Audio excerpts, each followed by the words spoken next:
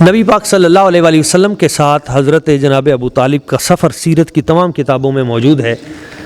یہ 12 سے بعد مورخین نے 12 سال عمر بتائی ہے، بعد نے 13 سال عمر بتائی ہے، چونکہ آپ تاجر تھے بہت بڑے جناب ابو طالب علیہ رحمۃ الغالب، تو انہوں نے کہا کہ میں تجارت کے لیے جا رہا ہوں ملک شام میں، تو اے میرے بھتیجے تم یہاں مکہ میں رہنا۔ تو جب آپ سواری پر بیٹھے، اونٹ پر بیٹھے، حضرت ابو طالب جانے لگے تو نبی پاک صلی اللہ علیہ وآلہ وسلم حضور لپٹ گئے، اور لپٹ کر حضور نے ایک جملہ کہا، لا ابن لی ولا امی، چاچا جان میرے نہ باپ ہیں نہ میری ماں ہے۔ میرے باپ میری ولادت سے بچپن میں 6 سال کا تھا، وہ بھی چلی گئیں، اور پھر میرے دادا جان تھے وہ بھی چلے گئے، اور اب یہاں آپ ہی ہیں اور آپ بھی جا رہے ہیں، تو مجھے کس کے پیچھے کس کے لیے چھوڑ کے جا رہے ہیں؟ تو میں بھی آپ کے ساتھ چلوں گا۔ تو نبی پاک صلی اللہ علیہ وآلہ وسلم حضور نے اس انداز میں بات کی کہ جناب ابو طالب آپ کو چھوڑ نہ سکے، اور کہا کہ آپ بھی پھر میرے ساتھ ہی آئیں، اور حضور کے ساتھ بیٹھ گئے حضرت جناب ابو طالب ایک ہی اونٹ پر، اور پھر یہ قافلہ چل پڑا، اور ملک شام کے قریب ایک صحرا میں ایک مقام تھا، مقام بصرہ۔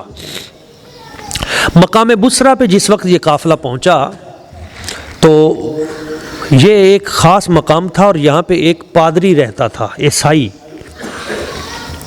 بڑا قابل آدمی تھا، بوڑھا شخص، بڑا قابل محنتی آدمی، عبادت گزار آدمی۔ تو بحیرہ راہب اس کا نام ہے، مشہور نام ہے اس کا۔ امام ابن کثیر کہتے ہیں اس کا نام بحیرہ نہیں بحیرہ ہے، مگر اردو میں عمومی طور پہ ہمارے اردو دان طبقہ وہ اسے بحیرہ پڑھتے ہیں، تو میں آسانی کے لیے بحیرہ ہی کہہ دیتا ہوں تاکہ سب کو سمجھ آ جائے۔ یہ بحیرہ راہب تھا، تو اس کا ڈیرا تھا، اور وہاں پہ کچھ ساتھ کھجوریں تھیں، تو عربوں میں رواج تھا کہ قافلے سے پہلے وہاں پہنچ جاتے تھے لوگ، اور کھجوروں کے تلے ڈیرا لگاتے تھے، وہاں شاعری کی مجلس ہوتی تھی، تو وہاں پہ اونٹ باندھے گئے۔ نبی پاک صلی اللہ علیہ وآلہ وسلم حضور بھی وہاں پہنچے، تو وہ جو بحیرہ راہب تھا وہ اپنے اس حجرے سے باہر آ کر قافلے کے منظر کو دیکھ رہا تھا۔ اس نے ایک منظر دیکھا، اس منظر کو دیکھ کے وہ حیران ہو گیا، اور تھوڑی دیر کے بعد اس نے اپنے خادم خاص کو بھیجا کہ یہ جو قافلہ آیا ہے اس قافلے والے سے کہو کہ تمہاری میرے پاس دعوت ہے، تم سب میرے ہاں کھانے کے لیے تشریف لاؤ، دوپہر کا کھانا میرے پاس آ جاؤ۔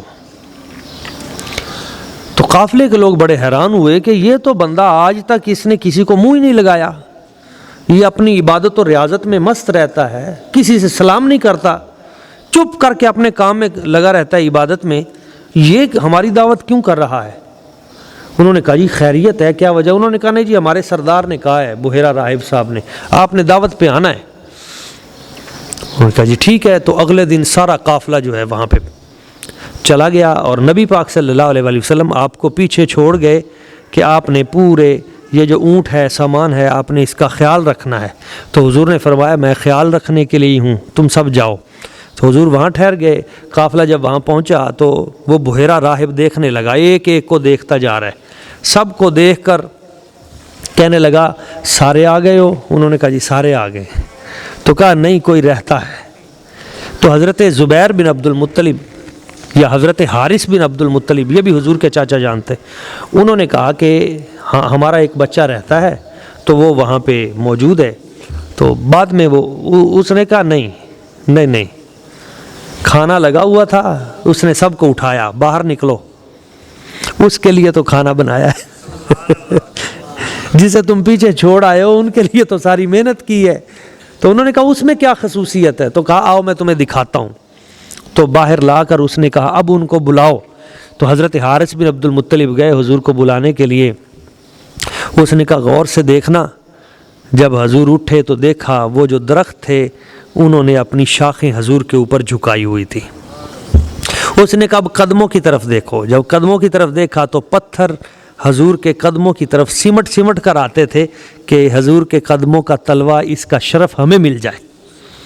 تیسرا اس نے کہا دیکھو اوپر سورج ہے، درخت اب پیچھے رہ گیا ہے، اب سورج کی شعائیں حضور پہ پڑنی چاہیے، مگر دیکھنا کیا ہے؟ دیکھا تو انہوں نے ایک بادل کا چھوٹا ٹکڑا وہ حضور کے وجود کے اوپر آ گیا اور اس کے خانقاہ تک، اس کے گھر تک وہ بادل سایہ کرتا رہا۔ اس نے کہا یہ 3 نشانیاں ہیں آپ لوگوں کے لیے۔ ایک تو نشانی یہ ہے کہ جس درخت کے نیچے یہ بیٹھے ہیں یہ درخت خاص ہے، لوگ بیٹھ گئے تھے، ان کو جگہ نہیں ملی تھی، میں دیکھ رہا تھا قافلے کے آتے ہوئے منظر کو، تو درخت نے اپنی شاخیں اٹھا کر ان کے اوپر کر دی تھیں، اس سے مجھے اندازہ ہوا۔ دوسرا یہ دیکھو پتھر کس طرح ان کی تعظیم کرتے ہیں۔ تیسرا یہ دیکھو بادل ان کے وجود کے اوپر کیسے سایہ کرتا ہے۔ اور اب ایک علامت میں خود ان سے پوچھتا ہوں، تو بلا کے کہا کہ نبی پاک صلی اللہ علیہ وآلہ وسلم حضور کی ذات و برکات سے دعا سلام کے بعد اس نے مکالمہ شروع کر دیا، اور مکالمہ شروع کیا حضرت ابو طالب سے۔ کہا یہ آپ کے کیا لگتے ہیں؟ تو انہوں نے کہا کہ یہ میرے بیٹے ہیں۔ تو کہا نہیں، میری کتاب کہتی ہے کہ جب یہ دنیا میں آئیں گے ان کے والد گرامی پہلے دنیا سے جا چکے ہوں گے۔ تو کہا ہاں ان کے والد گرامی جا چکے ہیں، تو اب میں ہی ان کی پرورش کرتا ہوں۔ تو کہا اچھا آپ کا نام کیا ہے؟ نام بتایا۔ ان کے والد گرامی کا نام کیا ہے؟ عبداللہ۔ ان کے دادا جان کا نام کیا ہے؟ حضرت عبد المطلب۔ تو حضور سے عرض کی کہ حضور مہربانی فرمائیں یہ اپنی قمیض جو ہے پیچھے سے یہ تھوڑی سی اٹھائیں۔ تو آپ علیہ الصلوۃ والسلام نے قمیض اٹھائی تو اس نے آپ علیہ الصلوۃ والسلام کے یہاں کمر پہ پشت پہ مہر نبوت لگی ہوئی تھی۔ تو اس نے مہر نبوت کو دیکھا تو بے اختیار کہنے لگا ھذا سید العالمین۔ جامع ترمذی شریف ہے، دیگر حدیث کی کتابیں ہیں۔ ھذا سید العالمین، ھذا رسول رب العالمین، ھذا یبعثہ اللہ رحمۃ للعالمین۔ یہ 3 جملے اس کے ہیں۔ اے لوگو، اے قافلے والو، اے عرب والو، اس ہستی کو پہچان لو، یہ سارے جہانوں کے سردار ہیں، سید العالمین، سارے جہانوں کے سردار، رسول رب العالمین، رب العالمین کے رسول ہیں۔ اور تیسرا یبعث اللہ رحمۃ للعالمین، اللہ کریم نے انہیں سارے جہانوں کی رحمت بنا کے بھیجا ہے۔ تو پھر جناب ابو طالب سے کہا کہ آپ ان کو ساتھ نہ لے کے جائیں، آپ انہیں واپس لے جائیں۔ ایک روایت میں ہے کہ حضرت جناب سیدنا ابو بکر صدیق رضی اللہ تعالیٰ عنہ وہ حضور کو ساتھ لے کے واپس مکہ میں آئے۔ ایک میں ہے کہ حضرت جناب ابو طالب وہ خود واپس مکہ شریف میں آ گئے اور نبی پاک صلی اللہ علیہ وآلہ وسلم حضور کو ساتھ لے آئے۔ تو حضور کے 12-13 سال کی عمر میں ہی آپ کی نبوت اور آپ کی رسالت اور آپ کی یہ تمام جو حضور کے معجزات تھے ان کا ظہور اس سے بھی پہلے ہو چکا تھا، اہل علم جان گئے تھے۔